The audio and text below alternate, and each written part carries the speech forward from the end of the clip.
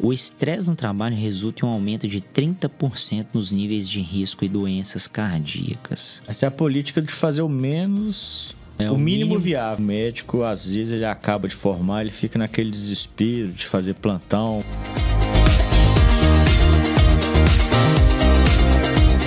Muito bem-vindo a mais um podcast Seguro e Med, que traz informações da área de saúde para o seu dia.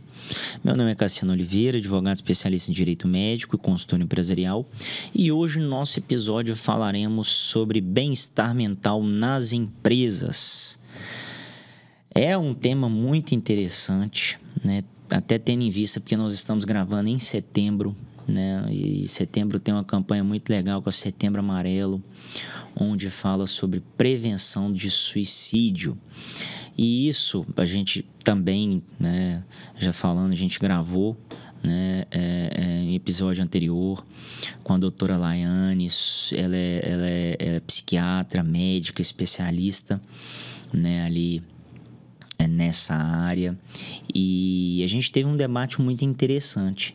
E aí a gente quis trazer esse tema de bem-estar mental nas empresas para falar um pouco do bem-estar mental dos médicos, né? Como eles estão, né, cada vez mais sofrendo pressões, tendo depressão, suicídio mesmo, enfim, por questões de ali trabalho, familiar, né, enfim. E olha que interessante, né, que eu trouxe aqui. O estresse no trabalho resulta em um aumento de 30% nos níveis de risco e doenças cardíacas, né? Então, aqui já tem um dado onde você tem um problema, né, de saúde muito grande nas empresas, porque as cobranças são cada vez maiores. A gente sabe, né, que é um grande desafio para hospitais, clínicas, organizarem a vida saudável dos seus colaboradores e principalmente daqueles que estão para nos atender. Então, você ser atendido por um médico doente não é interessante, não é legal. Então, é importante a gente ter essa prevenção. E eu quero trazer, né, perguntar aí para vocês quanto à questão, né, dessa prevenção, né, do bem-estar mental nas empresas. Estamos aqui com o Rafael, novamente, o Rafael Guimarães, estamos aqui com a Juliana Souza, com a Isabela Fernandes, para a gente poder fazer esse debate que vai ser super interessante. E eu quero saber de vocês, já trabalharam em empresas onde trouxe muito problema psicológico, pressão e até doença mesmo, de alguma forma externa, assim, que vocês externalizaram? Vocês tiveram já? Olha, eu felizmente não passei por situações críticas assim, não. Mas eu tenho uma amiga pessoal que a empresa é tão abusiva, não tem nenhuma política de cuidado com o profissional, que ela, para poder conseguir tirar umas férias, ela foi obrigada a comprar um outro chip para ter condições de viver as férias dela, que ela conseguiu com muito custo. Ela foi capaz, ela teve a necessidade de comprar um outro chip de telefone para se comunicar com familiares e amigos, porque a empresa não deixa ela passar pelas férias dela. Ou seja, depois do horário. Demanda ela exemplo. Muito, né? Excessivamente e acima do direito do trabalho, do direito do respeito pessoal, de qualquer situação. Eu fiquei, assim, impressionada com a situação dela, com os relatos dela, assim. E a empresa inteira, ela falou, é doente. Ninguém vive, porque o corpo de direção não dá paz para nenhum funcionário. Eu fiquei impressionada. Esse é o extremo do extremo. Mas, felizmente, eu nunca passei por nada crítico assim, não. Agora, a área comercial é sempre uma área de muita pressão, então a gente tem que aprender a se controlar e com o apoio da empresa é possível evitar problemas mesmo terapêuticos, psiquiátricos. É interessante que é o seguinte, o ambiente colaborativo, as grandes empresas, né? A gente está falando aí sobre profissionais da área de saúde. Tem hospitais que têm área de convivência, já tem uma área, eles já têm preocupação, né, de fazer com que ali nas suas instalações tenham ambientes para ter uma qualidade de vida, né, porque a gente já sabe que eles enfrentam pressões, problemas o tempo todo, e aí vai de acordo com cada área, claro, mas os hospitais, os grandes hospitais, eles já têm feito esse planejamento junto com o Departamento de Recursos Humanos. Então, tem palestras, tem a questão do alongamento, tem a questão ali do ambiente para você poder se alimentar com qualidade, música, o ambiente mais controlado, vamos dizer, de temperatura, lugares para que você possa descansar. Isso é muito importante. Olha um dado que eu quero trazer para vocês. Empresas que implementam programas de bem-estar registram uma média de 28% de redução nos níveis de estresse entre funcionários. A fonte foi Deloitte Insights. Então, isso é realmente quando você agrega valor na vida de bem-estar dos profissionais, consequentemente você vai ter um trabalho muito mais adequado, né? Pessoas menos estressadas, porque não adianta, eu já falei isso aqui outras vezes, não adianta a gente fazer ali um ambiente, né, um investimento de marketing, de publicidade, qualquer que seja, para trazer, né, pacientes ou para que a clínica venda mais, e você não trabalhar internamente com os seus funcionários, porque quem vai estar atendendo são pessoas que às vezes podem ser grosseiras, né? Quem nunca foi aqui, né, atendido mal em uma clínica, pela secretária que seja, pelo médico? Quem nunca? Qualquer ambiente, né? Isso acontece.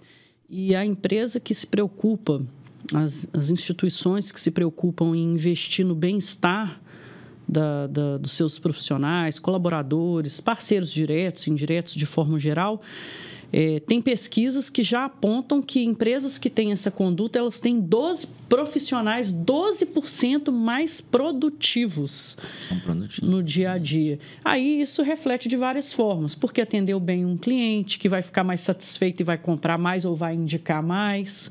E aí tem inúmeros reflexos aí. Acho que nenhuma empresa perde em nada em pensar nesse tipo de investimento, por todos os motivos. Existem, enfim, diversas formas de se trabalhar internamente com esse tipo de assunto, né? E você falando sobre aumento de produtividade, olha aqui, que interessante. Pesquisas mostram que quase 86% dos funcionários tratados por conta da depressão têm maior desempenho no trabalho.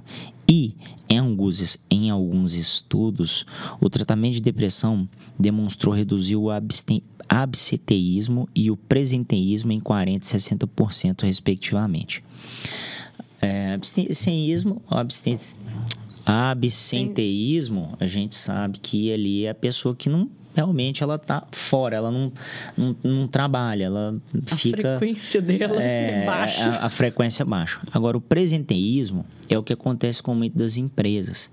A pessoa está lá, presencialmente, mas não está. Ela não trabalha. Ela não consegue, produzir, quem nunca viu. Não consegue focar. O cara fica o dia inteiro andando pelos corredores, tomando cafezinho, fumando cigarro, conversando com as pessoas no celular. Se distraindo isso com o tem celular. acontecido demais. E, gente, isso é a culpa. Você sabe de quem que é a culpa? De nós mesmos. Rede social, excesso de informação. Quanto mais a gente também quer, de alguma forma, crescer ali profissionalmente, enfim, o que a gente faz? A gente fica colocando objetivos demasiados em nossas vidas, e aí a gente fica extremamente o quê? Com excesso de informação. A gente fica sobrecarregado. E aí o médico já estuda aquele tanto, ele vai lá, tem ainda uma especialização, aí atende ainda mais uma opção de clientes, de pacientes, que ali são pessoas, muitas das vezes, doentes e que são estressadas, já com problemas. Pessoas e famílias fragilizadas, né, para aquele profissional. É terrível, gente. Não deve ser um ambiente legal, não, de trabalho. É difícil. Sabe? Você adoece junto. Eu vejo essa questão de alguns aspectos, né? Então, um dos aspectos que eu vejo que, às vezes, é tóxico para o ambiente são aquelas pessoas que tendem a fazer o mínimo viável, né? Existe até uma corrente disso, mais da geração mais nova. Não que eu esteja muitas gerações para cima, mas existe uma geração que ela tende a fazer o mínimo para não ser demitido. E aí, se você tem pessoas em igualdade de condições, onde uma quer fazer mais e outra faz só o mínimo, às vezes o gestor ele não consegue perceber isso rapidamente. Mas se essa é uma angústia sua, pode ficar tranquilo que daqui a algum tempo ele perceberá. Então, existem muitas pessoas que, vendo isso, acabam se desmotivando. Esse é um aspecto que eu já presenciei muito, já em muitas discussões. Um outro aspecto também que eu já percebi é a questão do home office. Particularmente, para mim, é uma péssima experiência. Você diminui o diálogo com pessoas do mesmo ambiente de trabalho, mais difícil de chegar a uma solução. Às vezes você tem uma dúvida, você quer discutir com alguém próximo, o home office ele te acaba com esse networking, com essas discussões que você pode fazer com o seu companheiro de trabalho ali. E eu vejo também essa questão da ansiedade que está muito vinculado com o celular, eu acho, né? Acho que todo mundo já parou, falou, vou ficar alguns dias sem olhar o celular, sem olhar a rede social. Acho que todo mundo no mundo já passou por alguma experiência dessa. De ver essa necessidade mesmo, né? Gente, isso que você falou, Rafael, é muito interessante. Tem um amigo médico que ele trabalha em uma grande empresa, não posso nem falar muitos detalhes, não, que senão o pessoal que... Mas eu falo, esse cara é o fulano de tal.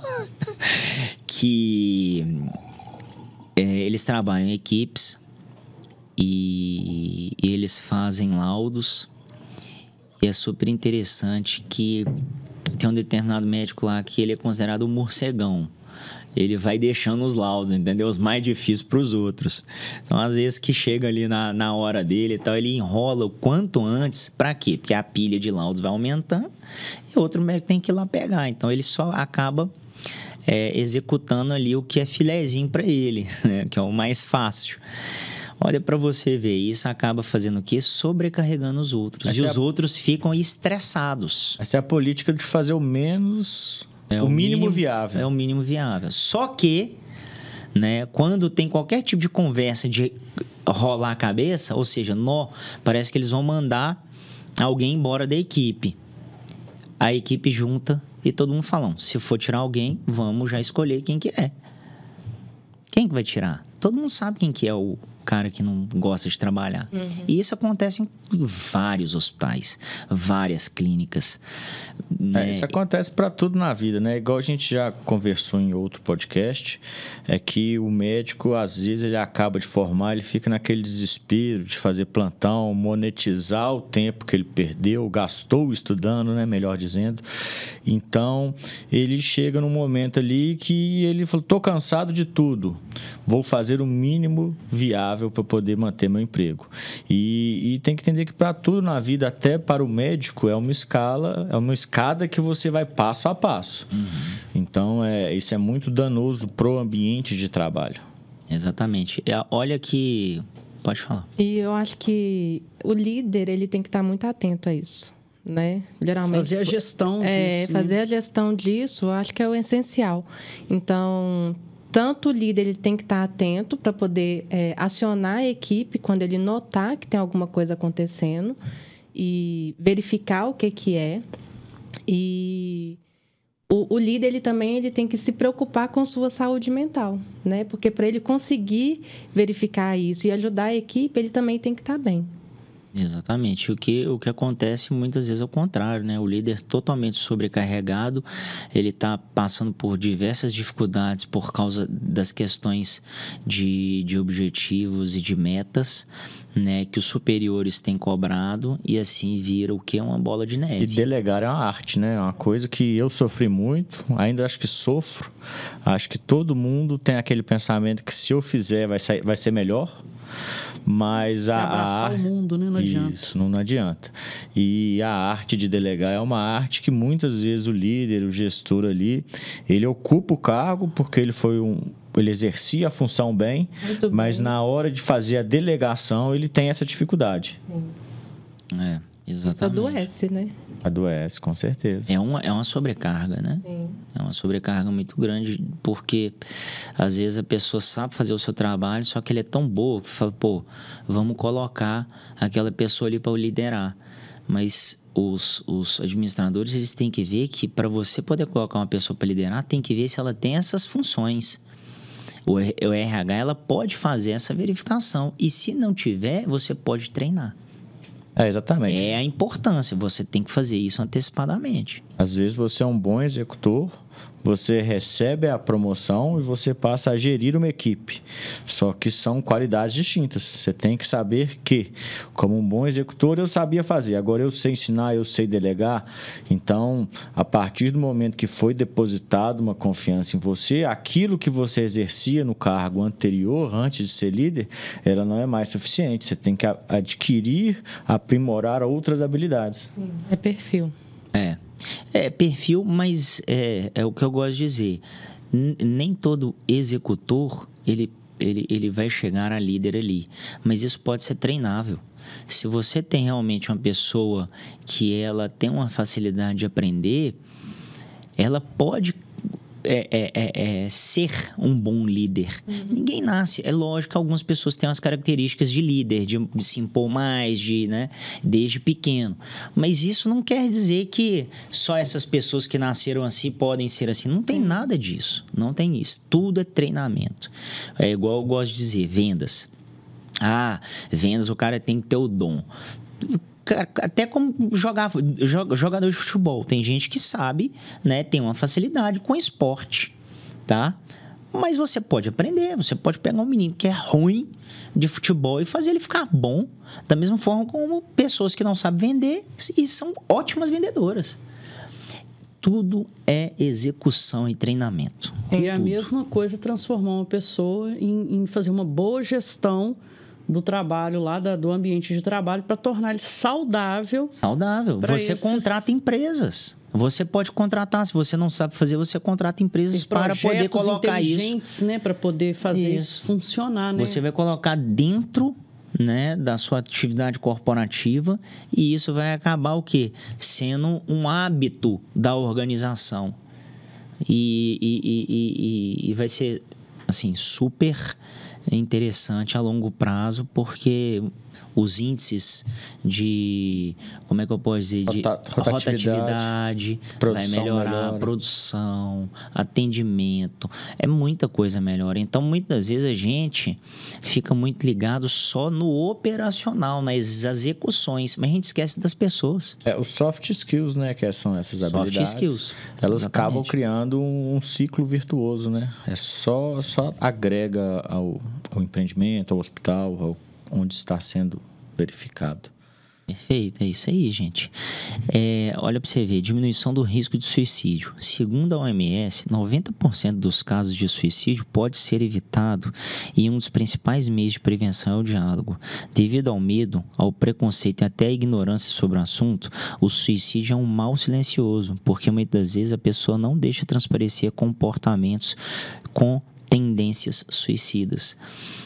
A gente já falou, né, no podcast anterior sobre o Setembro Amarelo. A doutora Laiane falou perfeitamente.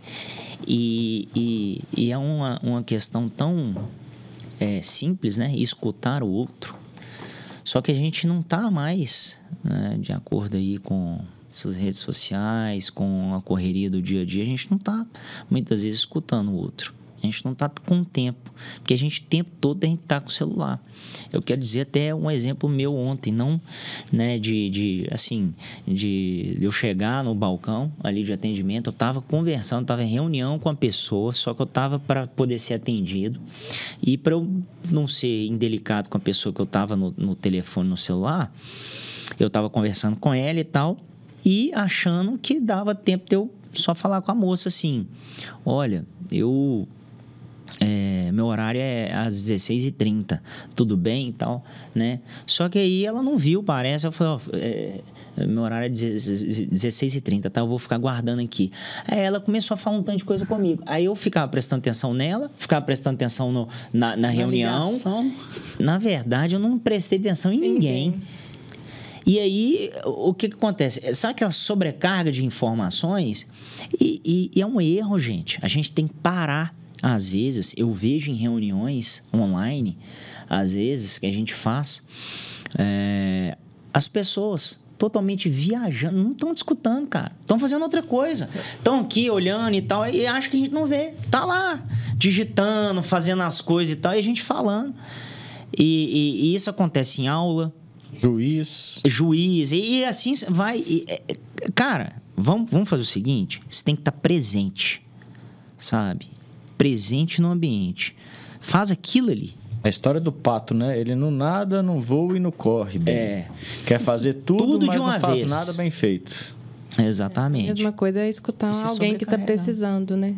Exatamente. Que a escuta é o essencial. E a questão do suicídio, eu acho que a pessoa é uma doença mental. Ela está ali tão desesperada, com tanta vontade de acabar com aquela dor, que ela só pensa em acabar com a dor. Ela não pensa no depois. Ela não tem vontade de morrer. O desejo real não é resolver o problema. É acabar com o problema. É acabar com o problema, com a dor que ela está sentindo. Só que naquele momento ela acredita que não tem outra saída a não ser essa. E acaba que a pessoa que utiliza muito rede social, na prática, ela está ali se expondo, mas ela não está conversando com ninguém, né? Não tem ninguém ouvindo, não às vezes tem ninguém acalentando. Mas tem curtida, tem comentário, mas a conversa mesmo com a pessoa... É muito vazio, né? É um mundo cheio de informação, mas que de essência mesmo, não traz nada. É um mundo vazio. Mas isso assim, que você falou é interessante, porque o que está gerando, o que gera muitos problemas também emocionais, são quando as pessoas querem atenção, mas elas não têm. Isso gera uma frustração, gera ansiedade e vai gerar o quê? Depressão. Então, isso é interessante, você falou, isso é legal quando alguém posta e todo mundo, pelo menos, está prestando atenção na postagem da pessoa, curtindo e interagindo. E quando não faz? A pessoa fala assim, ou meu quando Deus. Só criticam. Exatamente. A pessoa não está preparada. Tem muita gente que não está preparada para a crítica. Sabe? Você tem que ter resiliência, cara. Você tem que ter sofrido lá na sua infância, ter tomado umas porradas. Não tô falando de agressão, tá? Mas tomado umas porradas emocionais. Ou mesmo fazer tratamento mesmo, acompanhamento com psicólogo. Para você não ser a geração mimimi. Que tudo que você fala... Você chega um pouco mais duro, a pessoa chora. Tem pessoa que tem necessidade de ter aprovação no que fala, mesmo estando errado. Exatamente. Aí, meu amigo, aí vai gerando transtornos e problemas. Então, se a empresa identificar isso, é interessante. A própria empresa, a gente está falando, né, do ambiente de trabalho, ela estimular a procura por um tratamento psiquiátrico de forma precoce, ela estabelecer isso como dentro das questões de feedback, que a gente sabe que dentro do meio corporativo é importante manter isso, incluir isso num tema. O fulano de tal, você está precisando de um acompanhamento, ou estimular, ou colocar alguma coisa... de fundo terapêutico dentro da empresa, para dar esse direcionamento e a pessoa procurar um profissional ali. Tem as empresas... Para buscar ajuda, né? Porque, na verdade, tem muita empresa... Porque, às vezes, a pessoa já está num nível que só a empresa não vai conseguir ajudar mais, mas estimular a procurar a ajuda certa. Dá um suporte, dá uma direção. Isso aí dá um suporte, uma direção, mas tem gente que não tem condições. E aí, por isso que tem alguns programas de bem-estar dentro das empresas. Excelente. Onde tem um psicólogo que fica lá por conta. O psicólogo é o RH. A maioria das empresas tem grandes recursos humanos ali que elas precisam ser especialistas, precisam ser psicólogas. Então, querendo ou não, ela pode escutar, ela pode entender, etc. Então, é interessante o programa de bem-estar. E aí, como a gente falou, né? A gente estava falando sobre a presença, a pessoa estar presente ali no ambiente. Como nós estamos aqui numa reunião, está todo mundo prestando atenção, todo mundo escutando, conversando, etc. Sem ficar olhando o celular, sem interagir com outras coisas. Porque, primeiro, não tem coisa pior, né? Isso é uma falta de educação tremenda. E segundo, é bom a gente realmente estar presente. O nome disso se chama mindfulness. Se caracteriza quando estamos totalmente conscientes em nossa mente voltada para a experiência do momento presente. Gente, quantas pessoas vocês já não viram no show? De vez aproveitar o show, tá lá com o celular, cara. Tá com o celular filmando, etc. Presta atenção no show, aproveita e tal. Não, eu tô filmando aqui e tal. A pessoa tá mais preocupada com lá de fora, porque ela quer postar. Ela não vive o momento. É tão interessante isso. Só comentar um detalhe. Nós fomos eu fui ali na região de Macacos, outro dia desse. Tem cada visual maravilhoso ali. E do lado tinha umas moças assim, elas estavam o tempo inteiro. A gente tem que sentar naquele lugar ali que tem que bater a foto para postar. E elas aí pelo comentário, que elas estavam muito empolgadas, elas falaram que desde o início elas estavam preocupadas em ir para postar. Eu falei, gente, elas não deviam estar aqui para aproveitar o ambiente, curtir umas às outras, que são amigas. Mas hoje é assim. Eu te interrompi. Hoje, infelizmente, isso vem né, dessa nova geração. E olha como que é a diferença de geração. Foi aniversário do meu pai esse final de semana e ele queria sair para almoçar. E aí ele comprou um carro novo, ele fez 72 anos, e ele queria que eu fosse de carona com ele. Aí ele entrou no carro, começou a mostrar o carro. E aí, quando ligou o carro, o som ligou. E de acordo com o meu pai, você dirigir o carro ouvindo música é falta de educação, porque não presta atenção no que ele fala. Então, assim, é uma diferença de geração. No carro do meu pai não pode ligar o som. Ele viaja 3, 4 horas de estrada aí, sem som, conversando com minha mãe o tempo inteiro. É uma diferença de geração gigante, né? Hoje a gente já escuta som, conversa e ao mesmo tempo dirigindo celular. E ainda tá na rede social, postando sua viagem. Hoje o pessoal tá assim, ou seja, você não tá presente. Isso traz... O quê? Ansiedade, frustração, transtornos, né, mentais. Isso é inconsciente. É claro que eu não sou psicólogo, não posso falar, né, não sou psiquiatra também, mas a gente tem ali recorrido aqui por pesquisas. E olha que interessante esse último ponto que é bem relevante, que é do Adam Grant. Ele fala que explorar a generosidade no ambiente de trabalho. Ou seja, se você tem um ambiente de trabalho leve, você vai conseguir trabalhar melhor. Isso diminui o estresse, né? Você tá ali. É bom demais. Quem nunca, sabe, acordou de manhã? Eu mesmo já acordei de manhã e falei, nossa, eu vou ver aqui esse cara aí. Nós vamos contar piada, nós vamos ali, né? Não no ambiente de trabalho, mas depois. Você fica alegre, você fica feliz de ver aquelas pessoas que são legais, sabe, ali no ambiente de trabalho. Porque você faz muita amizade. Você fica mais tempo junto com o pessoal do trabalho do que a sua família, gente. Você fica 8 horas ali no mínimo, 8 horas. Você dorme mais 8? Exatamente, só resta um pouquinho que você fica mais ali. O trânsito, mais as coisas, você fica mais então, tempo. Então, é esse ponto desse Adam Grant aqui que eu acho fantástico, ser positivo no trabalho, né? Tentar ajudar as pessoas também, né? Sendo mais condescendentes, escutar.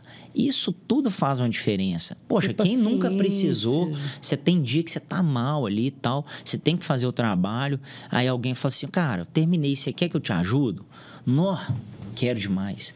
Tá, sabe, gente? Isso é maravilhoso, é generosidade, é compaixão, é ver a dificuldade do outro e tentar ajudar de alguma forma, né? Então... Basicamente, agir como se a gente... Da forma que a gente gostaria que agissem com a gente, com né? Certeza, com certeza. Empatia, exatamente. É isso aí, pessoal. Muito bom esse assunto. Considerações finais? Não. Na verdade, é as empresas, né, se conscientizarem mesmo de trazer um ambiente saudável para todos, porque muitas vezes as empresas visam ali só lucro, só resultados. A gestão focada em resultado é muito legal, mas ela vai acontecer e vai se concluir se toda a equipe estiver ali com a sua saúde mental em dia, né? Aí esses objetivos todos vão ser concluídos pela empresa também. Maravilha. É isso aí, eu quero agradecer novamente a Rafael Guimarães, Juliana Souza, Isabela Fernandes por esse bate-papo. E este foi mais um episódio do podcast Segurimed, Gestão de Risco Profissional, um canal para saber tudo sobre a área de saúde.